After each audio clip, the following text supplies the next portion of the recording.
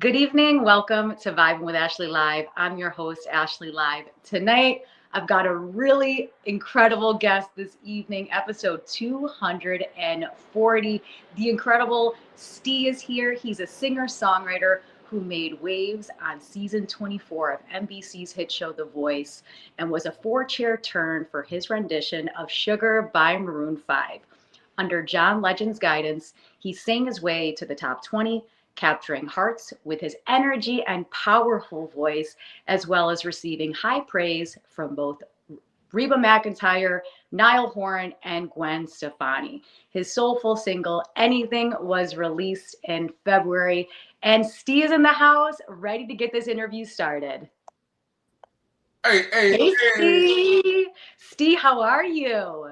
I cannot complain. I'm doing great. I'm just out here working myself to death. But no, we're good. Stee, so very excited to have you on the show. I feel like your story is so amazing. I mean, your journey on The Voice, what you've done after The Voice. I mean, people want to hear your story, and that's why you're here.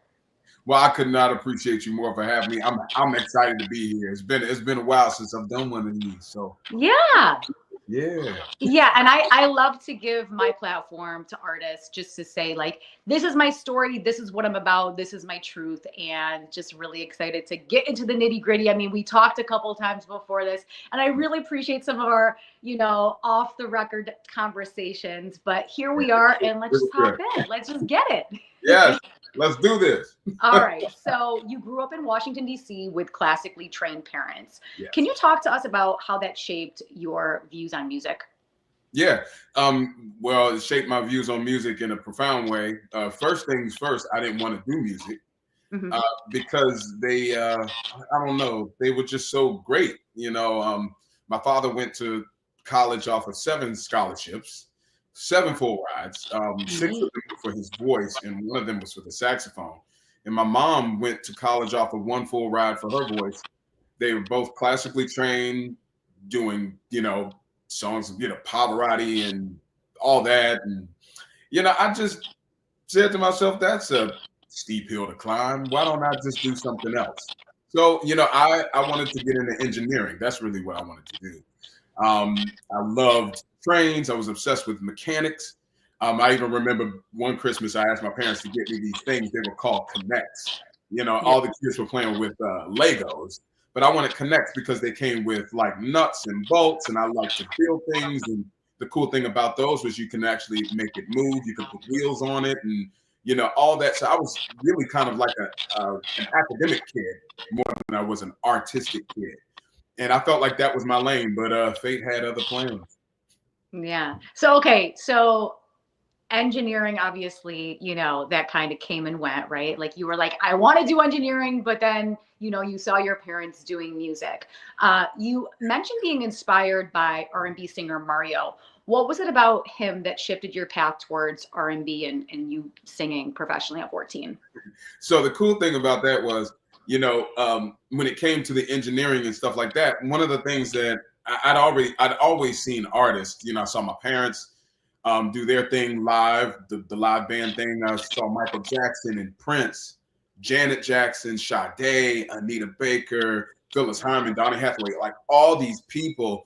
And for whatever reason, I just saw them all as just these juggernauts that I could never aspire to be, but I enjoyed them so much. So I wasn't a kid that was like at 4 years old, I'm going to be a singer one day.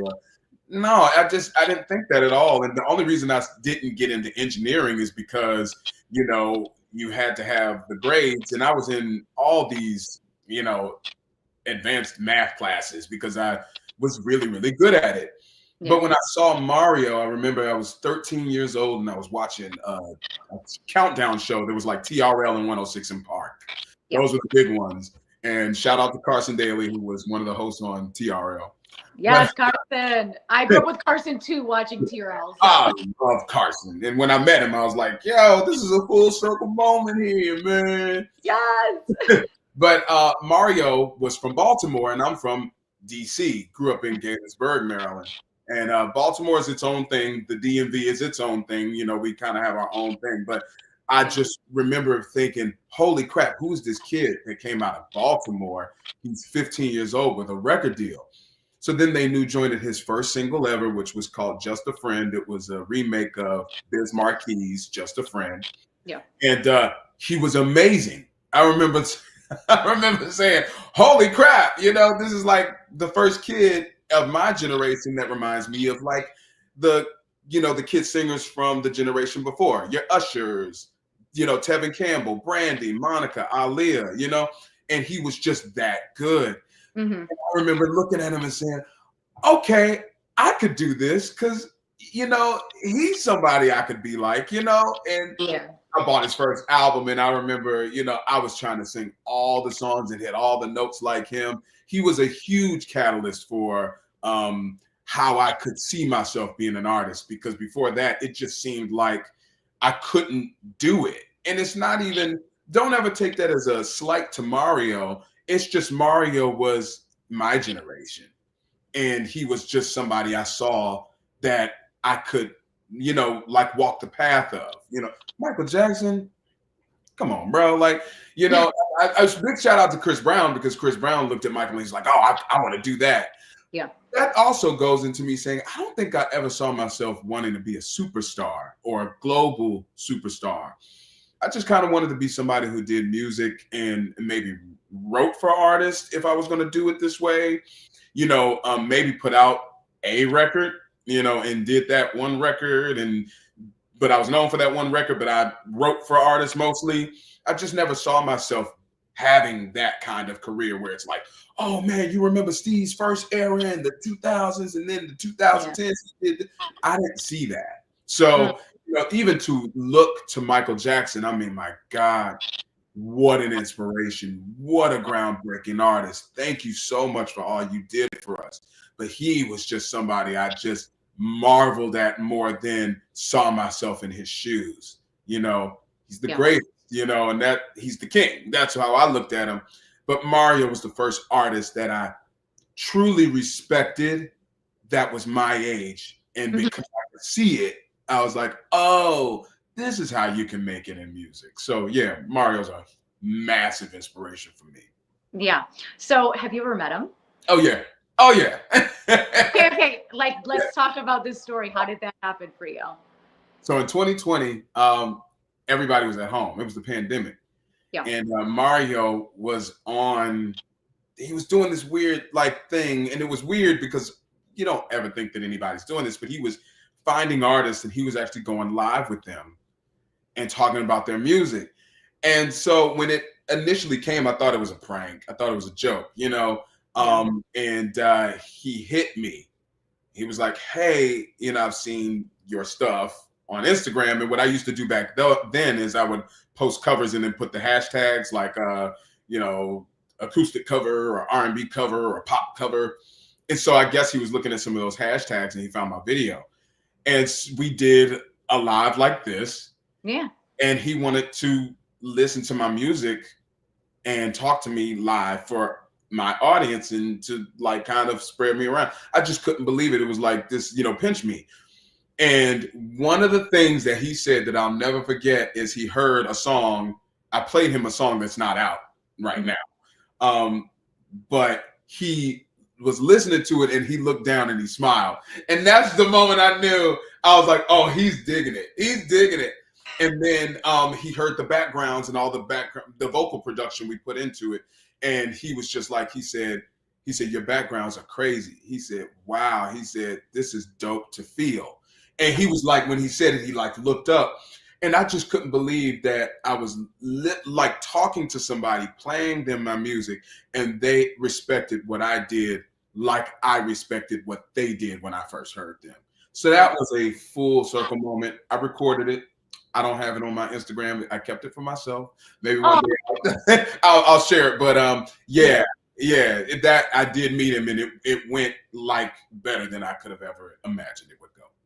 That's amazing, because I feel like sometimes people are like, don't meet, you know, your role models because they disappoint you. Because you know, sometimes celebrities are like a little funky, and you're just like, oh my gosh, like that was not the that was not what I expected, but I'm so happy that you had such a positive experience. And I think with Instagram and with the pandemic at that time, everybody was doing lives. Everybody was just trying to figure out ways to connect with each other and the hashtags. And I feel like when artists do covers, sometimes the artist will say like, that's what's up. Like, you're good. Like, you're amazing. So I'm happy that artists have, I believe the pandemic really brought that to life.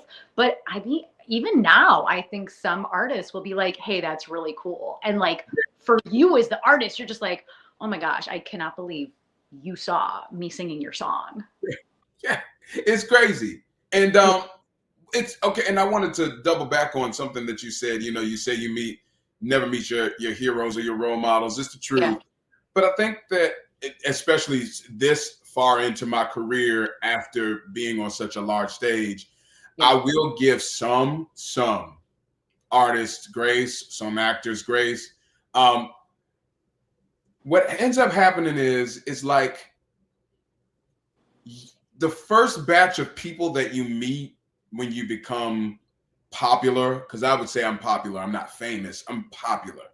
But one of the things that ends up kind of happening is people, it's almost like a protection mechanism sometimes, that you're just kind of like, I need to feel you out before I'm like nice to you, because there's been situations, even in my own experience, where people will just seem like they want to take advantage of your time and stuff like that. So it's your stars, the stars in your eyes as your fans, it just kind of withers away. It erodes because people just aren't they're not genuine in how they approach you sometimes.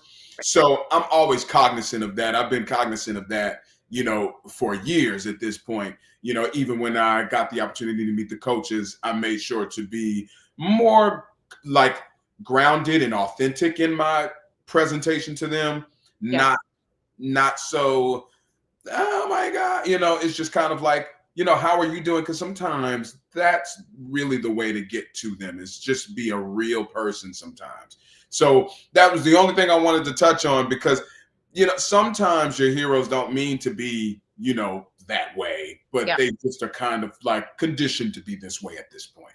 Yeah, because they're approached all the time, and then people are like, "Oh my God, it's so nice to meet you," and like they like kind of fan out, and it's just like, no, just say, "Hey, how are you?" Like, just treat them normal, because we're all people. They're just, they have a little bit more notoriety, Right. And fanning out is cool, but I think that sometimes when it's like the, "Hey, how are you?" click up and then run away, it's like, oh, that sucks, Yeah. And I've seen that a lot, and I can see from the people that I personally know that are massive superstars, I'll literally stand next to them when that happens, and then I'll look at their face, and they aren't really, if there's a disappointment, they feel like it's all written all over their face. So I understand that now, and I just make sure to be very cognizant of like, hey, that's a person, So. Yeah. And then on the flip side of that, though, some people are just not very nice. Yeah. They're heroes. Some of them are not nice. Some of them are not, and hopefully we can stay away from them. Yes, we want to stay away. So let's talk about your time on The Voice, this blind audition. I want to talk about the day of the blind audition. What was going through your head, like leading up to that, like knowing that you're about to take a massive stage? So I got up that morning. I remember I rehearsed my blind audition a bunch with the band and everything like that. So the morning, what was going through my head is I couldn't believe I woke up with a stuffy nose and a chest cold. Yeah, I was sick. And I remember saying to myself, and I could see the hotel room and everything right now. I said, this isn't fair, man. This is just not fair. I said, I sounded amazing. And I said, and now I have to deal with this. And I'm telling you, even when I hear my blind audition now, I did it like so much better. Before, I have recordings of what it sounded like before, because, we do that. We record them and, we work on them. And I remember I had a dry throat. It was bad.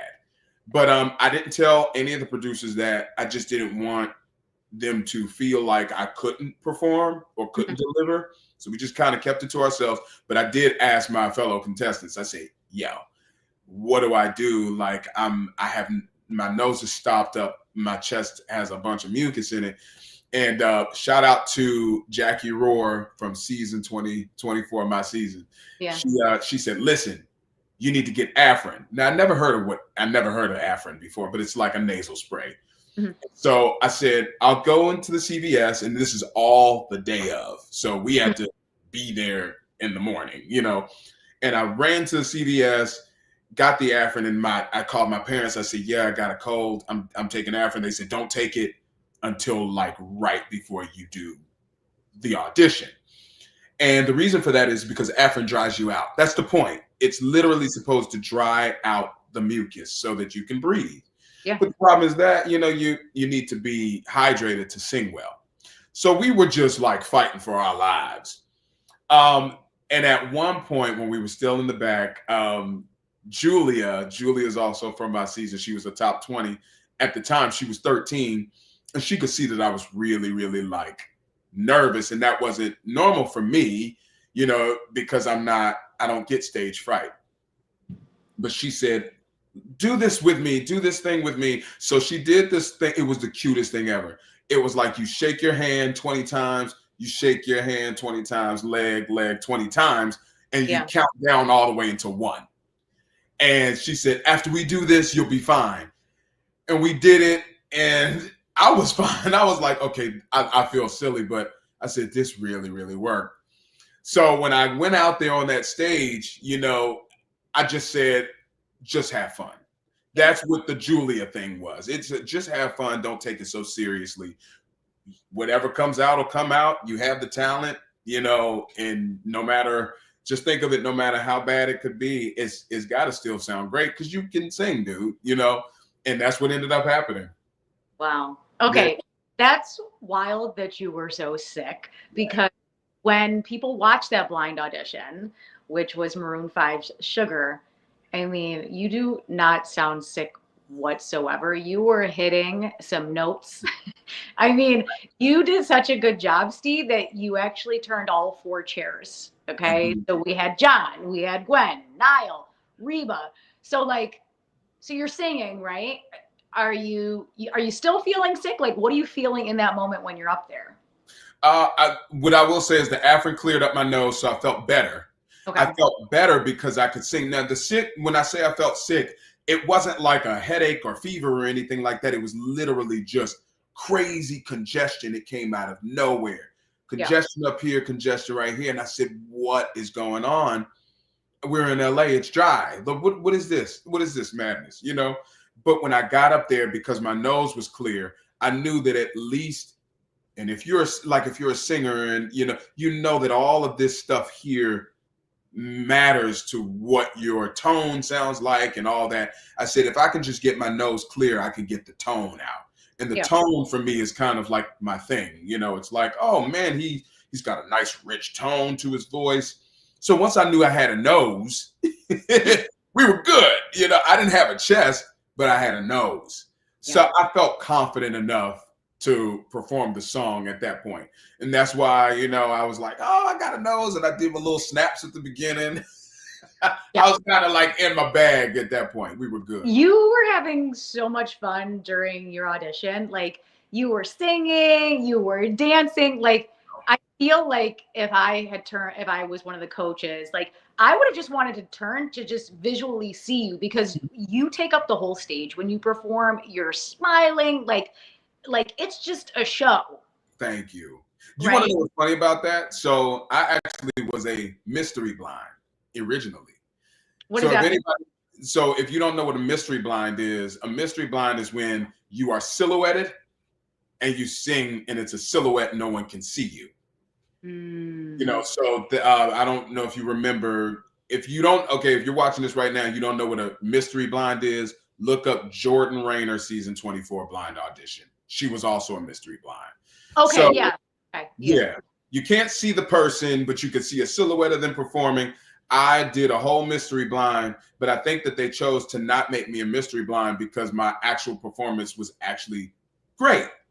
And I felt like I was like, oh man, I really wish I could have saw what the mystery blind was. But then if I was a mystery blind, I would have said, oh, I really wish I could have seen what my performance looked like. So we'll just take what we get. But it's extremely flattering that they decided to make me a regular audition because I guess they thought that the performance was so great.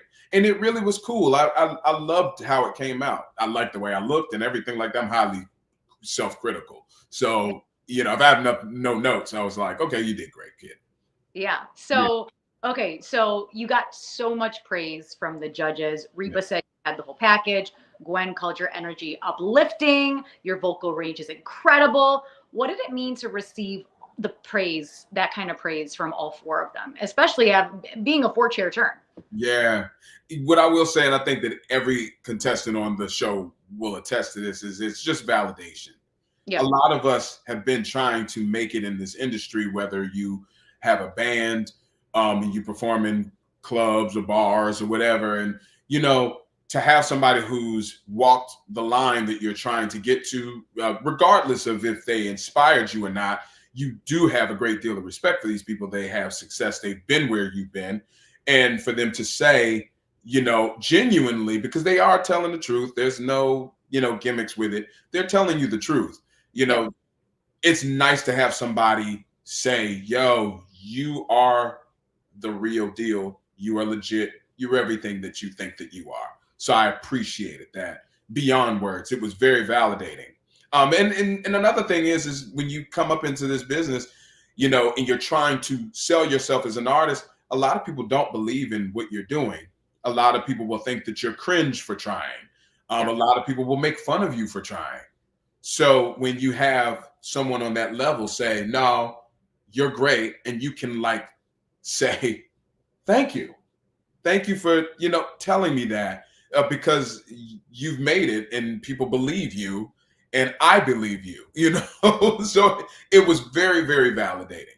Yeah. Yeah. Cause sometimes you just want to you're in the grind of this, right? And you just want to hear somebody say something. And when, all four of those coaches are very well respected, right? And when you hear them say such amazing things, you're like, oh my gosh, I got all those no's before. I was feeling down earlier. And then you're like, but when I'm having a down day, I can think of what Mario said, or I can think of what said. And you're just like, okay, today might suck a little bit, but they actually said that about me. Yeah. And another thing is all the time that your no's aren't really, I said this in an interview before, I said it's not personal. Sometimes you're just, when they say you're not what we're looking for, that really means that. What I've noticed about The Voice is every season has a different vibe. Mm-hmm. So there are certain contestants that work on certain seasons, but a lot of contestants aren't interchangeable with seasons, meaning season 23's vibe was completely different from season 24. I remember watching season 23 to try to prepare for it. And our season's vibe was totally different. They were a spring season, by the way, and we were a fall season. So even the game is a little different. The rules are a little different. And I think that every single person on season 24 complimented each other, no matter what genre we were singing. And the same thing goes for 25 and 26, 27's on right now. Their whole vibe is totally different from us. And their whole vibe is totally different from 25 and 26.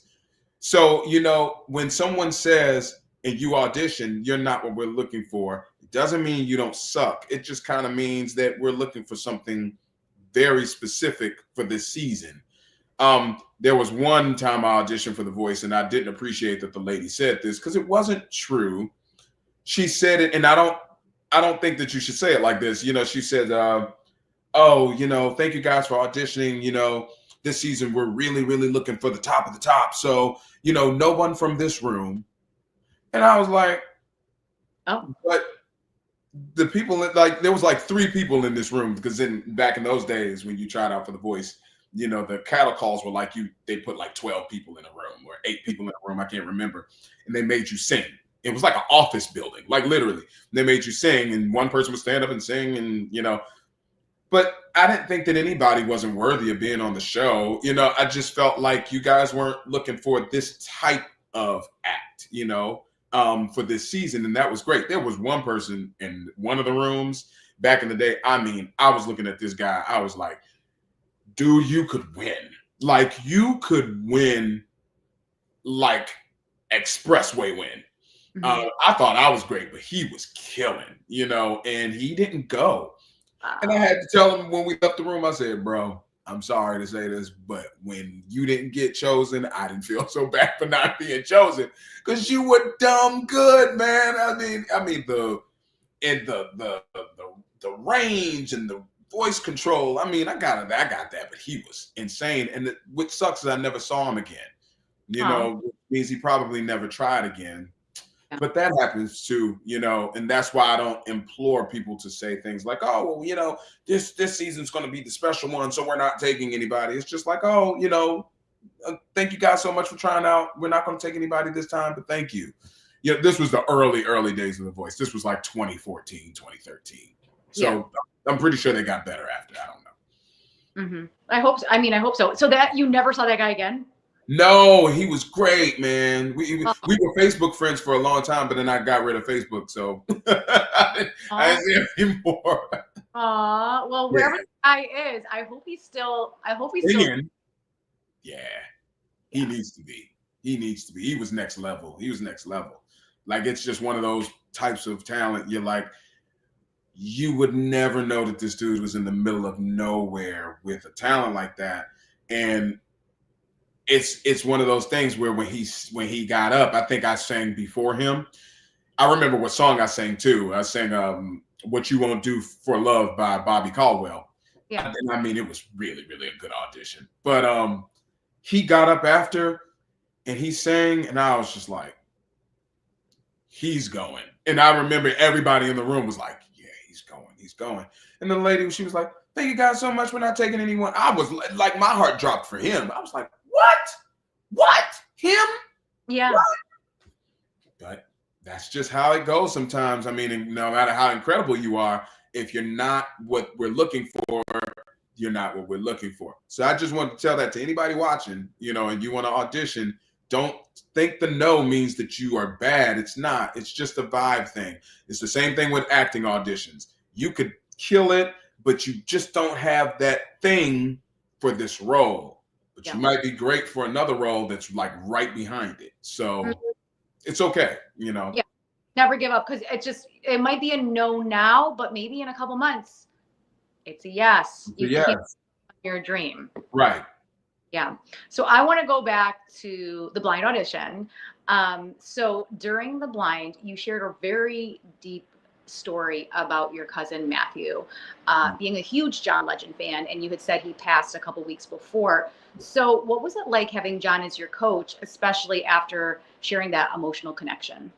Well, he passed away before they let us know who our coaches were. We were already in the process of doing our blinds, and we got the songs. And I remember when they announced that John Legend was going to be a coach, I thought to myself, I said, this is it felt like a cruel joke, because I'd been at this since I was 14. He had been there with me the whole time.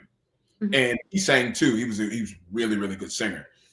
And I had always dreamt of introducing them. And it was something I almost like visualized and kind of manifested. I saw it. And a couple of years before I went out to do the show, we went to go see John Legend in Phoenix, Arizona for his Bigger Love tour. We both got shirts, so I still have mine.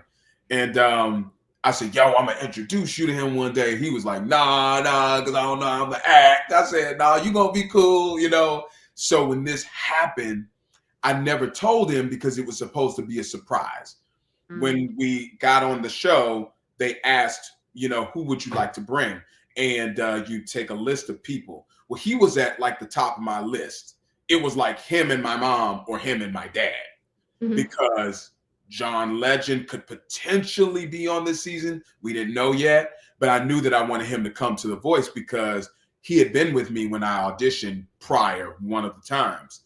And so when John became my coach, I wanted to play the game. What a lot of people don't know is John Legend wasn't initially going to be my coach.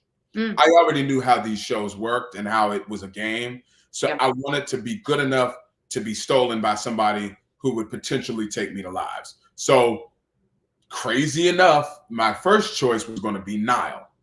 Interesting. I know. I was just going to choose Nile. First of all, Nile would have been a great coach because he had already been through this process before. Right. I didn't want to talk about Matthew, so he wasn't ever supposed to be a part of my storyline. Mm-hmm. I was just going to make this a story about, hey, I've been trying to make it in this industry since I was 14. One of the people that inspired me was Mario. I got a chance to meet him, blah, blah, blah, boom, boom, boom.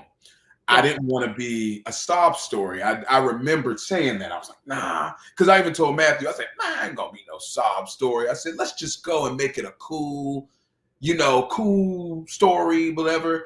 And I remember him telling me, he said, yo, you're not going to make it far if you don't have a sob story. He said, because that's what, gives it heart and, blah, blah, blah, not knowing that he would be the story. Yeah. So what I ended up doing was, I locked myself in my room and then I made myself grieve. I just made myself grieve. He had recordings of songs he had sang. He had videos. So I just sat in my room and I made myself cry. Wow. And the reason that is because I didn't want to cry on TV. I didn't want to do that. I didn't feel like it was necessary. I didn't feel like people would even share my grief with me, with him. So when we went into the interviews and we talked about him, I didn't cry at all. As a matter of fact, I had about 3 weeks to process my feelings so that I could be on camera, and every time that his name would come up, I wouldn't, break down. So because I didn't cry, they kind of changed my package to make it more happy. And they just stayed on, my dad's funny dynamics and my funny dynamic, and they instead made Matthew kind of like this thing that I talked about. And I was told, don't forget, talk about him when you get out there. And at that point, I remember just being worried about my nose. And I was like, oh yeah, they want me to talk about him. Okay. So the way that it's edited, it just seemed like it was really quick. It's like, oh, John, my cousin passed away 3 weeks ago. And, it was longer than that. We talked longer than that. And when we talked longer than that, it did bring John to tears a little bit. And it was really cut up really fast. It was like the Matthew thing was just kind of like, oh, throw it in. What I didn't give enough emotion for it to be a part of the package, which then it made me upset because then nobody really even saw him. And you didn't get a chance to even see him. I had, videos, I sent in videos of him singing, video of us, and they used none of it because I just didn't give enough of the emotion. Yeah. That's unfortunate though. Because, right? Like you said, you were grieving before because you didn't want to be emotional on camera, but that is crazy because we talked about that before of how they edit stuff down to fill their story. They want you to have this sob story or something about you that people are like, oh my gosh, yeah, Stee has this or that, and that's why we know Stee. And so that's unfortunate that they were trying to get this emotion out of you. Yeah, I mean, but to their credit, and this is what I will say, and I just have to be a business person here, an industry person, because I have my emotions, but then I have to understand that you have a show to produce. I do understand that you did need to get an emotion because, people need something to connect to. Right. Where I was able to kind of offset that is, my personality is kind of big and I'm kind of funny sometimes. And so they were able to use that, which I do appreciate because they still felt like I was entertaining enough to put me up front in the season and give me an episode. I will always be grateful for them for giving me an episode, giving me a full storyline. And, I understand why you did what you did. So I'm not upset with you guys. And they really did try. It didn't work. It didn't work because I beat myself up already. I remember Huntley, who won my season. Yeah. He was like, yeah, man. He said, you kept on disappearing. And I said, yeah. I said, because I had to grieve. And I didn't want to be a buzzkill at the same time because, you know, everybody's there having a great time. This is new to them. And, you know, I didn't want to bring the mood down. So I would just kind of disappear for like a day. I Yeah. would do that ever so often. And people would just be like, oh, where did Steve go? You know, oh, we're going out. You know, you want to come to Denny's? You want to come to the, I was like, no, I'm good. And they'd be Yeah. like, oh, okay. So that's when I would just sit in my room and reminisce on us being little boys and reminisce on, you know, us singing together and playing PlayStation and, you know, and I would just sob and sob and sob. And fortunately, you know, when it was time to do the episodes, you know, I was very, very well processed. I had to do it in like 14 days, though. It was rough. No, that actually makes me really sad to hear that though, because like, right? Because you're this larger than life person, right? You're always smiling and just, you are a performer. Like people who have seen you live know you take up the stage, big smile, powerful voice, right? But right. then your room and you're just trying to process the fact that you just lost, you know, this extremely important person in your life, right? And even people from your season, they're like, where were you? We wanted you to like come hang. And you're just so it's Yeah. have like, right, you're like, you're in your room, you're really upset, you're trying to process this, and then like you come out and then you're just like entertainment, right? I can't imagine what that's like even in normal life, right? But then you're on this huge show where people are reaching out to you and people are giving love and support, right? And then you're trying to be like this larger than life person. Yeah. It was important. And, you know, I contemplated leaving Yeah. a couple of times, and the entire family was like, no, you can't do that. And I already could hear what Matthew would have said if I said, oh, I'm leaving, man. I can't take. I know what he would say. It would be explicit, so we can't say it on here. But because he's that type of personality. Spell it? Yeah, no.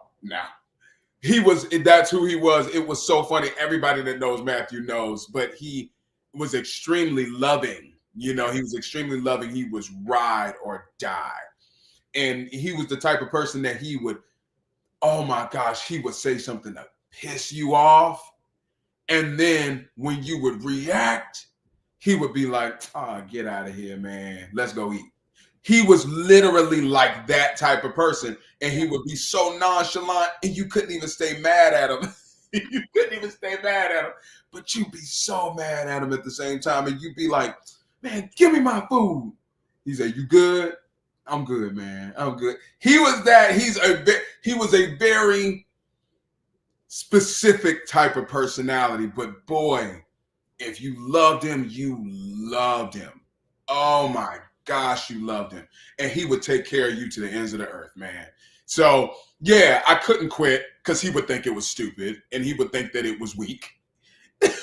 Get out of here. Get out of here. He would be right, you know. He said, you know, what do we fight for? What did you do all the stuff you've done for at this moment? You know, I may not be here, but just do it. Like, are you dumb? Like, come on, man. And he would be right. So I couldn't quit. And I just had to fight through it. And I am happy I did it. I'm happy I did it. I'm happy that I mentioned him, even though I didn't want to mention him. I'm glad that I saw the comments from all of the Voice fans, and they, you know, were sending their condolences for Matthew. And I love to see his name, at least to see his name in the comments, and people were saying his name and, you know, knew that he was an important and integral part to my music journey. He really, really was. Yeah. So powerful. And yeah. my condolences to you. I mean, to lose someone so close to you that is such a huge part of your journey, that is just your ride or die, is just truly heartbreaking. And it's just, grief is one of those things, you feel all these emotions and you're never the same. And it's just, can you just elaborate a little bit on just your grief journey? Yeah, I'll even tell you, it just happened 2 days ago. And it's the weirdest thing because I've never experienced grief really. Now that I've experienced it, I understand. You know, I lost my grandmother when I was very young. My grandmother passed when I was 12. At 12 years old, I mean, I was like gut wrenched about it. But at 12 years old, and I'd only been on earth for 12 years, I mean, we didn't have like a life together. And I've lost friends from like middle school. Mhm. in very tragic ways before. But this was totally different because this was a person that was a part of my life all of my life. And all of my life at this point had been quite some time. Yeah. So little weird things will happen, like it'll be an overcast day that reminds me of a time when we were 7 years old playing outside at my aunt's house, at his house. Or I'll be scrolling and that'll just bring grief. Or I'll scroll on, you know how Instagram, they have these nostalgia things. Yeah. One of them was the pinball game. I don't know if you remember, there was a pinball game that came on like every PC in the late 90s, in the mid 90s. Him and we used to stay up all night and play that game. So when I saw that, it was like, uh-oh. And it comes like that. You'll be fine. You'll be like thinking about the person that you're missing, and you'll be like, oh, the great memories, ha ha ha. And then there's just certain times you think about it, and it's just like, yeah, today is a total dud. Mm-hmm. And it's been 2 years a week ago that he's been gone now. And it still happens. And it'll probably just happen for the rest of my life at this point. Matthew was my cousin, but he wasn't like a cousin. He was like a sibling. Yeah. Which is totally different, and I have 2 siblings. So, and we're really, really close. So yeah, it's just, it's a lot to deal with, it's a lot to deal with. And also his death is his passing really changed like some relationships in the family. Like it changed some things, and people get really distant and get really weird. One of the things that I've noticed is that my grief is good, because the last thing I told Matthew before he passed away literally was, I said, man, I love you, man. He was like, man, I love you too. And I'll talk to you later. And he was gone a week later. Oh.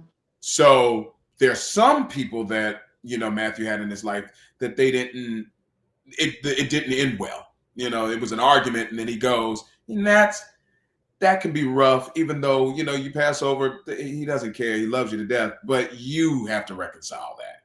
Exactly. I'm thankful to God I don't have that issue. So I feel bad for the people that do, but I mean, that's not my story.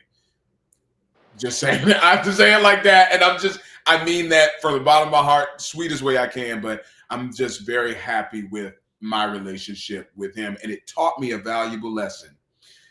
I don't care what you're going through with people. If you are close to them and you guys have a tiff, just bury it. Bury it ASAP, because it's just not that deep.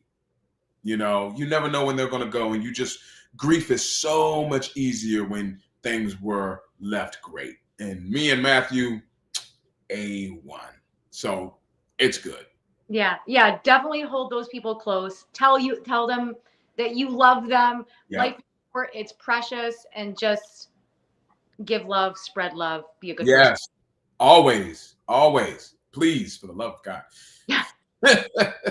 So I want to talk about your battle with Willie. It was a highlight of the season. You guys, it looked like you were having so much fun up there. Can you give me some behind the scenes as to like what the rehearsals were like, or bonding with him? Yeah. Oh man. Willie's actually really quiet. Yeah. So, and he was always kind of in his room. So the entire battle, I never met him. The battle round, I never met him. Oh, wow. I remember seeing him when we would do like Zoom calls. I remember seeing him, but I was like, yeah, there were like 3 or 4 people I never met in the battle round. And when we got to the battle round, because we left and we came back to do the battles, and then we were there the entire time. Yeah. They said, oh, you're going to be battling Willie. So we actually knew that we were battling each other before they announced it on TV. One of the producers gave it away by mistake. And he was like, oh. And I said, I'm battling him? And I remember thinking, man, I'm going home. I'm going home. But he, because Willie is a very decorated artist in the industry. He's backup dance for everybody. Britney Spears is like the one that everybody cares that he's done, but he's worked with everybody. Yeah. And I've had my, time in the industry, but I've never been, on the massive stage like he has. He's been on world tours. He's been at the VMAs. He's been on AMAs, EMAs. He's been on these televised shows. But when you talk to him, like, you would never even know. Yeah. He was just like, yeah, so what are your ideas? And very, very humble. And he wanted to know what I thought and what I wanted to bring to the table. So what was really cool about that battle is Willie came up with more of the performance aspect, and my part was the vocal aspect.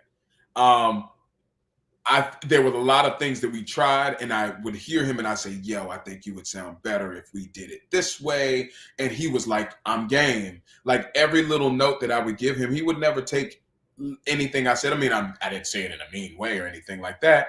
It was just like, I said, I feel like you would do better with this. And he was a great belter. And I said, go for it. And, you know, that's what you want to do. And his idea was, when we got to the middle, he cut out some of the words of the song so that we could do things that would showcase our voices.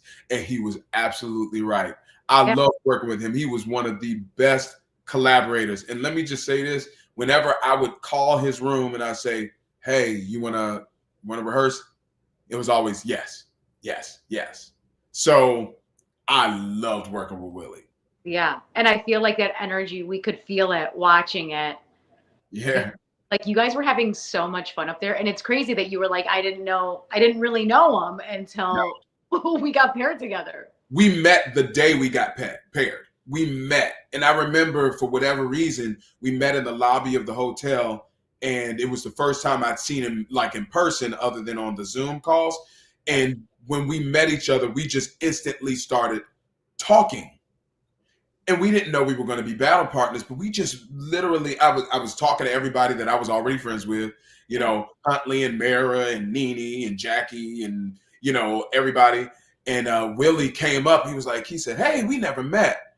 And I said, yo, we didn't meet. I said, but I saw you on the Zoom calls. And we were just talking and talking. And then that's when everybody, the producer was like, hey, okay, everybody, we need you to go in the room because we're about to, you know, say the battle pairings. And then this one guy with the mouthpiece, he said, hey, I need Stee and I need Willie. And then he was like, oh, never mind.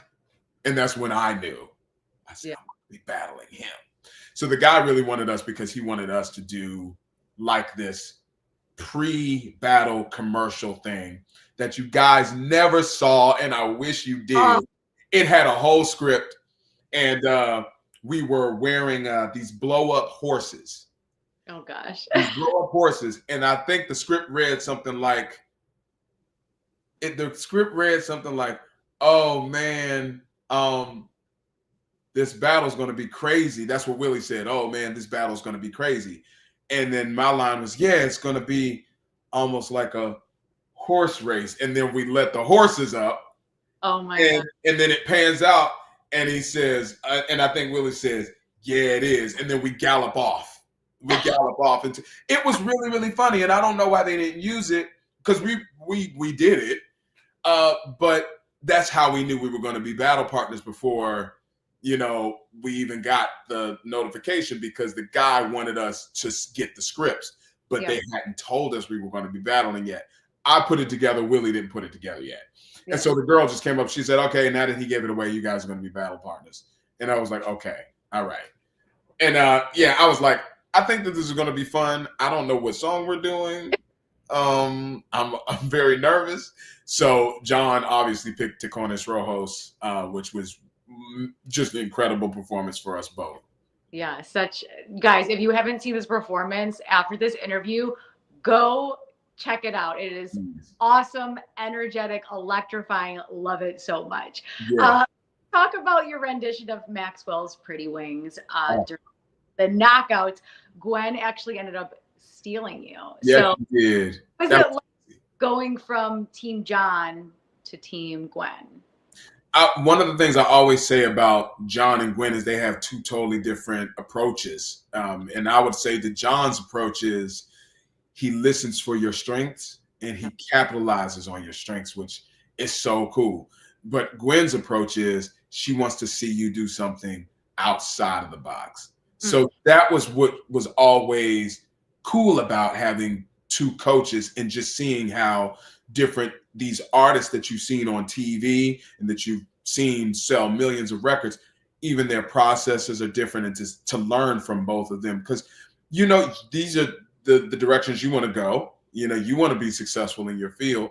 So it was great to see the dynamic of the two. And just to know that you have two coaches that are on a panel who think so differently, but feel the same way about certain artists, because a lot of what John would say or what Gwen would say, they would agree with each other. That happened a lot, but their processes are so different. Yeah. As far as doing Maxwell, what was really cool about my experience on the show was I got a chance to do two songs that have never been done on the show prior to me. And that was Juanes Rojos with John Legend and Sebastian Yatra, which they did again, and Maxwell Pretty Wings. I couldn't believe that nobody had ever done Pretty Wings on like this show before, and it was done again after me. So one of the things that was really great about doing Maxwell, it was the first time that I got an opportunity to really sing and utilize my voice. One of the things that sucks about doing Maxwell is that it's Maxwell, and everybody would expect Maxwell. Maxwell's a very specific type of artist. Another one that inspired me a great deal. I love his falsetto, so I like to practice on Maxwell songs with my falsetto. Yeah. But I wanted to make the song mine. And sometimes when you make a classic yours, it's going to be polarizing. Either you're going to say, oh my gosh, that was amazing, or you're going to say, no, that wasn't good at all. I was definitely ready for that. But I knew that I wanted to make it my own. And I'm very proud of what I did. And I watched that. It's great to see things that don't make you cringe. I watched that performance. I love that performance. So I'm happy that I got that song. And the head of the band, he was like, oh my gosh, I've been waiting for this song. So yeah, I was like, this is going to be really fun. Everybody involved really wanted to do the record,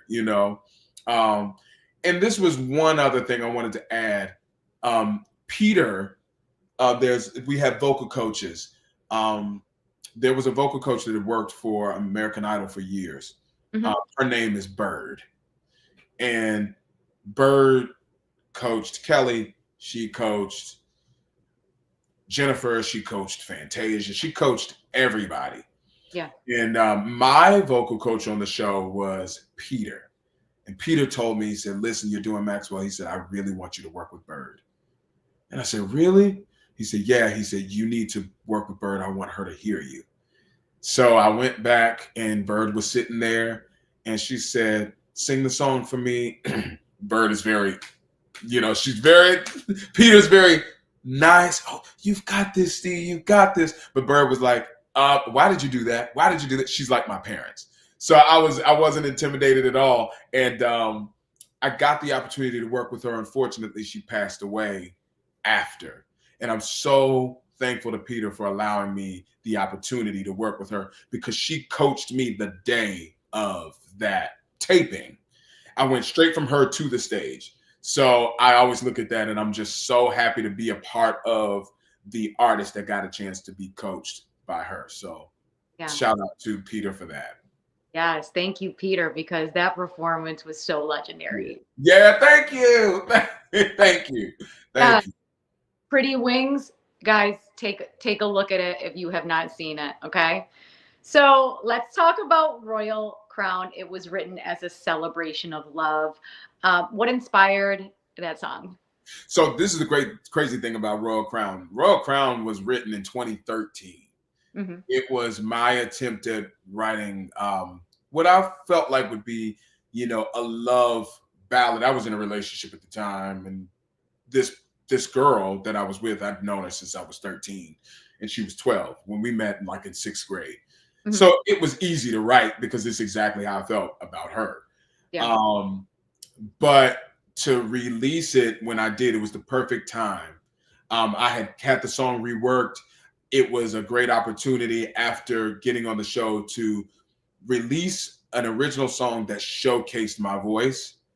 which I felt like the song did. I'll never write a song that difficult again.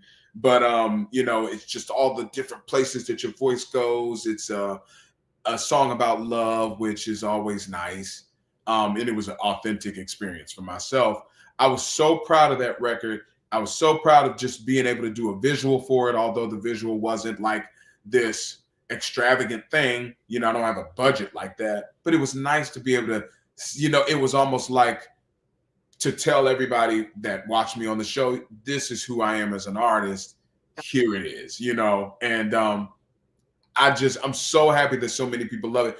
Anytime we do a show, it's like, are you going to do Royal Crown tonight? Yeah. It's just like, oh, that means a lot. That means a lot. Yeah. And I think when you're on a show like The Voice, right, you're singing other people's music. But then when you come off of the show, people are like, okay, but who is that person as an artist? Like what were they as a songwriter? Like, I want to hear some original music, which is really cool because, right, like these shows, Yeah. Michael Jackson, Prince, like you can sing all those songs and it's cool to hear people's renditions of those. But I also love, really getting to know that artist behind their own music. Yes. What a great opportunity it was to, to cover songs that you love, but also what incredible it is to, release your music and declare this is who I am as an artist. Yeah. Definitely. Yeah. And then having all these new people that found you from The Voice and saying like, oh my gosh, not only did he do Maxwell, but like now check out his music. Like, right. Which was exciting. Which was so exciting because, not all the time do you get to authentically express yourself as an artist on a show like The Voice or American Idol or America's Got Talent, Britain's Got Talent, X Factor, whatever the show. Yeah. You have a part to play, but it's a beautiful thing when people are so interested in you that they come to your music after and they actually care. So I'm happy about that. Yeah. And then your single Anything, very soulful. I could definitely hear Mario in there. Like yeah. Still. I love that record. It was so I have a producer, he's pretty much like a creative partner. And that song we met in 2021. That song was the first song he sent to me. He was like, he said, what do you think of this? And it was just a track. It was just the music. And I said, oh, I love it. I said, my God, I love this song. And so I started writing it. And then I stopped writing it. And I called him. I said, hey, do you have a top line for this? So if you don't know what a top line is, anybody watching, a top line is like a demo, a vocal demo of something that you wrote, the vocals on top of it. And he said, yeah, I have a top line. I said, send it. Mm-hmm. And when I heard it, it was everything you hear. Yeah. I said, I'm not writing this song. I threw out everything I wrote. I said, your song is perfect. I added a couple of things to it, but literally when I said like a couple of things, it was like 2 words. Yeah. I love that record. It was the first one. And I remember I couldn't wait to release it. And we released it here. It's been 4 years. Finally put it out, and I'm just so happy that everybody's received it just like I heard it when he sent it to me. Love that record. Love it. Yeah, that's awesome. So, Stee, it's getting to be the end of the show, but what's coming up for 2025? What else is on your radar? There's a lot of things that I'm interested in doing. I'm not going to reveal everything because some things are still in the works and I don't want to, just put all my stuff out there. But definitely going to be releasing a full body of work with Royal Crown, Anything, In Love With You, all the singles that are coming out. Actually, this Friday I'm releasing the next single, which is called Peace of Mind. I love that record. I really, really love that record. And the song is just talking about, sometimes we have imposter syndrome. Sometimes we speak negatively about ourselves. So I had that a lot, somebody said, oh man, you can really say, I'm not that great. Yeah.